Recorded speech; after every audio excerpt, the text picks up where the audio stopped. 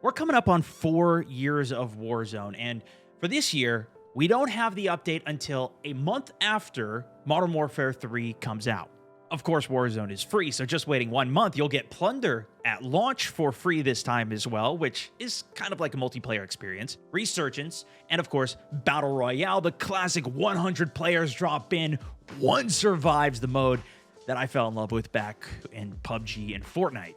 Well, I played through the Modern Warfare 3 beta, hitting max level over the weekend. Of course, though, this is for the full $70 game content, and we really only got to see a portion of it. I always talk about these betas now really as demos of old, and as always, there's been a lot of criticism of the game. A lot do love it and are excited to see some of the old classic maps, but a lot of people do not want to buy it. One of the biggest complaints that I see being that this really is just an update for the last game, which I do get and understand, especially from a multiplayer player's perspective. The first couple months of content that they dropped for Modern Warfare 2 after that game came out with their free updates was not much. And an even bigger general one was that the expectation this year was that there was not going to be a new Call of Duty. This would be the first time that they did a year gap in the game. Most would assume that would mean the free content would continue. A lot of players probably also don't care about the new zombies mode they're adding because it's not the classic round-based zombies, which has been now anticipated for years to come back in a giant full form and is expected for next year.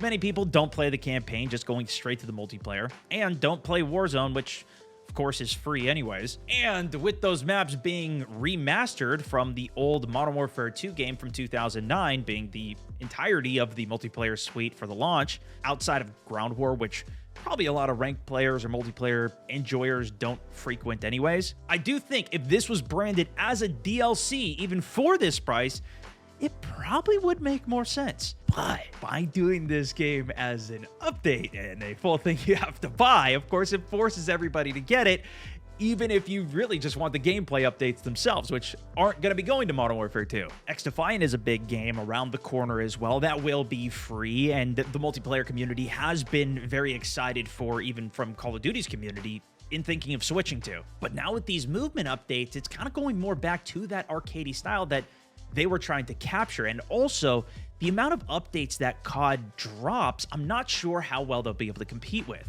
The huge news, too, that could shake things up is Activision Blizzard was just purchased by Xbox. Doesn't necessarily mean anything directly now, but could be opportunity for the future of this entire game and franchise. Although, that's a whole different discussion. Maybe I'll save that for another video. If you watch a lot of my content, though, you're probably more interested in Warzone. My biggest suggestion is to just wait for the free Warzone update to come out. I think it's pretty fair to say that's the overall more popular mode, but of course, tastes are subjective.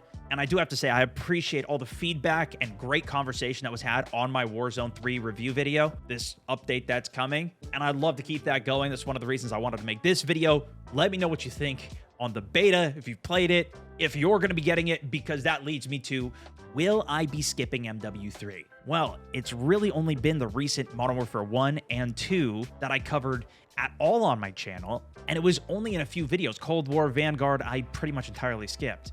But this time around, I do have a lot more reason to play, especially as someone who plays the full range of the game. That list that I mentioned earlier really does interest me. I played through all of DMZ, which also was a free offering, and loved the updates that they came out with. I wish that that just would have been what they had launched with, where they're more at now, because it is at such a better state. So for me, Zombies sounds very fun, especially because this is going to be more story-driven. You're going to be set out into separate playlists to complete full story missions, which I assume maybe not to the full extent of what Raids was, but something similar, and I fully played through and enjoyed those. It seems like it's going to have a full story with cutscenes, and especially because this is part of the paid game, I am expecting more from it. I do want to try it out and see if I like it, to do some full coverage for you guys here too. I also always love the Call of Duty campaigns. They're very short, it's fun, cinematic, thrilling, but the biggest reason of why this is going to be worth it for me is the advantage that it's going to give me on Warzone through two main things. One, how I leveled up my guns in Modern Warfare 2 through Invasion. This is on the new Warzone map Urzikstan. So it's an opportunity to teach me at least some specific areas of the new map way faster because it's constant respawns against other players and is very fast practice. It also gives me a good sense of how the movement in the game plays. Zombies is also on the new map and has the full area unlocked, although some areas are going to be extremely hard to actually get to. So I can learn more of the terrain, although of course it's going to be a different style of fight against zombies versus players. The second and big one though is the unlocks all transfer. So starting in Warzone, I will already have every single attachment unlocked, and I'm just going to be testing out what are all the best builds, as I always do, while everybody else is killing each other to try and just get the attachments in the first place. Although I'm sure many will do this as well. That's just gonna give me an instant leg up. That's how it was in Warzone, Warzone 2. It's how it always has been here. Side tip, if you want to potentially do this for free, if you use a VPN, you can actually download Warzone Mobile in Australia, Chile, Norway, Sweden, if you live there. And they did say cross progression will be a part of this, although we haven't actually seen it in practice yet to confirm it.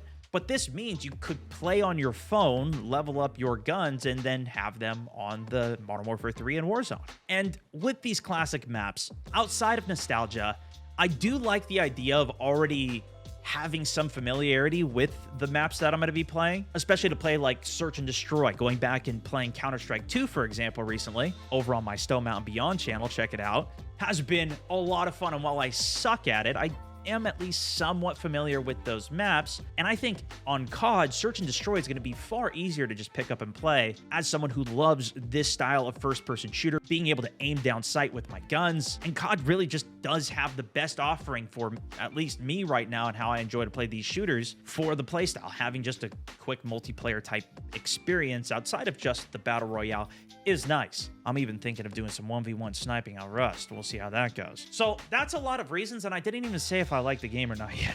And for more of the gameplay mechanic elements themselves, I'd say go watch that Warzone 3 review video that I mentioned if you didn't see it yet. But for Modern Warfare 3 more specifically, of what I saw in the beta, there are some things that I enjoyed and others not as much or are concerning. For the pros, I actually appreciate and like that it does feel like Modern Warfare 2 with new maps and new guns, especially for ground war, which is what I mostly play. I love the big giant combat, being able to snipe from range. Them even introducing ground war back in Modern Warfare was like, you know, as a Battlefield player and enjoyer, almost all the way there, but enough that I could love it.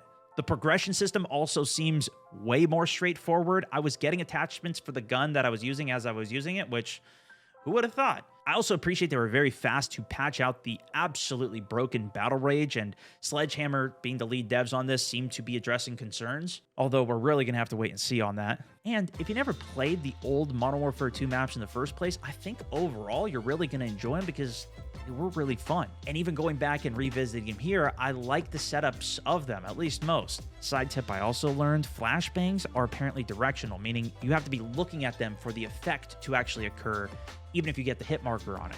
As for the cons, the biggest thing that I felt and have seen from a lot of, especially the more casual players, is that the overall level of gameplay on this thing is just insane. And by them having a skill gap largely more here than before, at least back to where it was, but we'll see the extent of that, everyone is so good at sliding, jump shotting. If you are not playing that way, which is just the correct average way to play the game, then that's just the average, let alone actually being good, especially with how strong skill-based matchmaking is, matching you with other people of a similar skill level. If you're completely brand new to the game, you should theoretically be put in with players that don't even know what I'm talking about when I say slide canceling. But people have been getting much better over the years, and especially from the increased level of competition, grinding ranked, and not everyone likes that arcade-style shooter that was the more traditional Call of Duty method that they were steering away from with the last game. Some people found and really appreciated.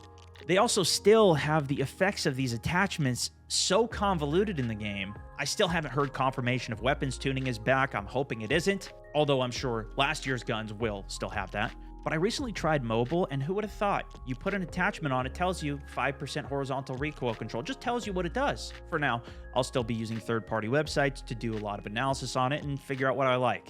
But I don't know why we just don't streamline this. I'm also really concerned that we are going to lose features, even though they directly told us that all of the features that were there are going to stay there and we're just going to be getting more, because that hasn't been the case for the extent of the duration of this game. Every time there's a new game implemented in it or a shift, we lose the entire blueprint system. And of course, it was not there in the beta. I also didn't see the firing range, which I would love to see improved, even if it's just some targets out at 100, 150, 200, so I could see the actual drop of the sniper. But has it been removed because it wasn't there?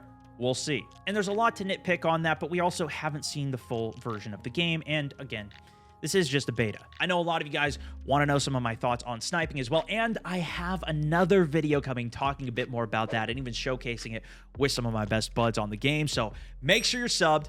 And yeah, I'm planning on playing this game, at least doing some coverage on it up until Warzone comes out. I think there's going to be a lot to play and a lot of content to have, especially because I do the breadth of it much more than the specific depth into a mode. If I missed anything, let me know. I'm curious of what you guys thought of the beta after having now played it. Hopefully, it was a free weekend. So with that, thanks so much for watching.